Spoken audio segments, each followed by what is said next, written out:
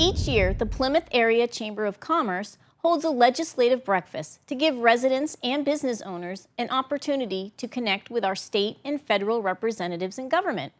It is also a chance for our representatives to discuss current issues with our local citizens.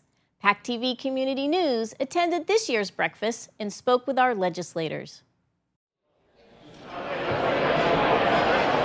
Serving 9 communities and 750 members strong, the Plymouth Area Chamber of Commerce is a dynamic and ever-responsive organization.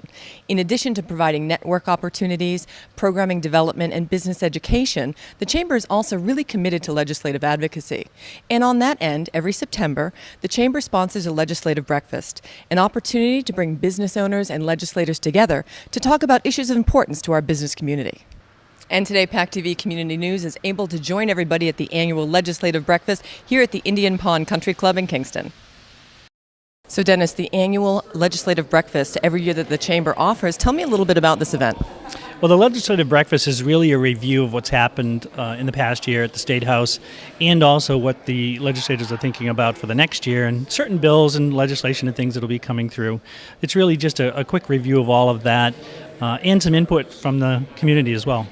It's a very well-attended event every year, and small businessmen from all over the area attend. Can you tell me what are some of the topics you think people are going to be interested in touching on today? I think we're going to see some of the issues of healthcare, which constantly comes up, and now the implementation of the Affordable Care Act through the federal government, but also the technology tax that is in the process of being repealed now. Some things like that that really impact the business community. And I think it's important for the business people to understand that every one of these comments that they refer to their legislators count. We really need people to get involved in the legislative advocacy part of it. So each year that I've been involved in the legislative process, I've had the opportunity to come here to kind of tell them what my perspective is, not only as a legislator, but also as a small business owner, and to share with them my perspective and how things are going, and how can we as legislators make the business climate in the Commonwealth of Massachusetts better for them to not only stay in Massachusetts, but to grow in Massachusetts. Tech tax, sounded good on the outside, but what were the implications of that? And the reality is that these companies, they don't just do business in Massachusetts, they do business, across the country. And they don't just compete with people in Massachusetts, they compete with people in other states.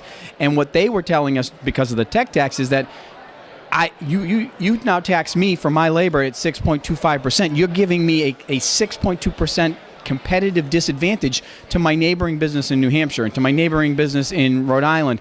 And that was the concern because we all know net profit margins are very thin. 6.25% would have been incredibly devastating. So we really want to do what's best for the business community. We understand that they are the job creators. They are the people that are creating and taking risk and creating jobs for our constituents.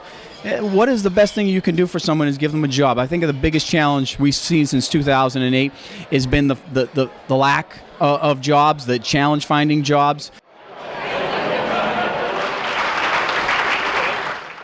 So Representative Kultur, tell me, I know every year you do attend this legislative breakfast. It's wonderfully attended by the business community. How does this give you an opportunity to better connect with our local businessmen? Well, Donna, this event is something I look forward to every year.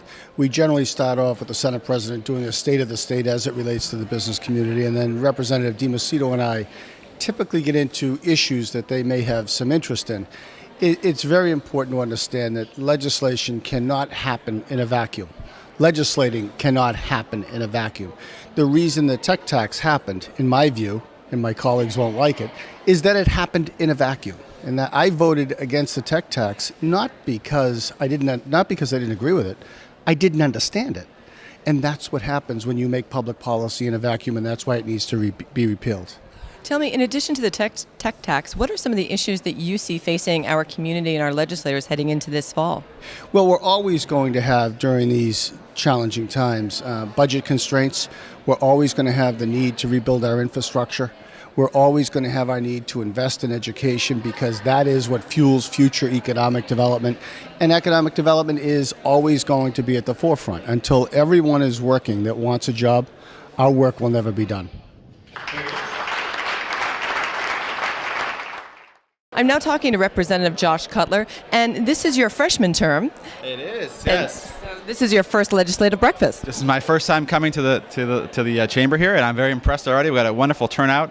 Looking forward to kind of mingling and talking to some local business owners and having a chance to take some good questions. Now, we understand that the tech tax has been a hot topic throughout the entire summer. And good news, it's going away. And everybody is very happy about that. Can you tell me a little bit about some of the other issues that you find that your constituents and local business people are facing heading into this fall? Sure. Well, I've been working on some local issues, in my towns. In Duxbury, for instance, oyster, the farmers are really concerned about what's going on with some issues with oyster farming, so we're trying to work with them to continue that. Just trying to, with healthcare, changes coming through the Affordable Care Act with Obamacare, trying to make through, work with our small businesses about that. So it's really, my focus is really local, trying to be an advocate for small businesses. We want to hear from people, and it's so important that we hear and know what's going on and kind of keep our finger on the pulse of what the business community is feeling. And so having these events really helps to do that.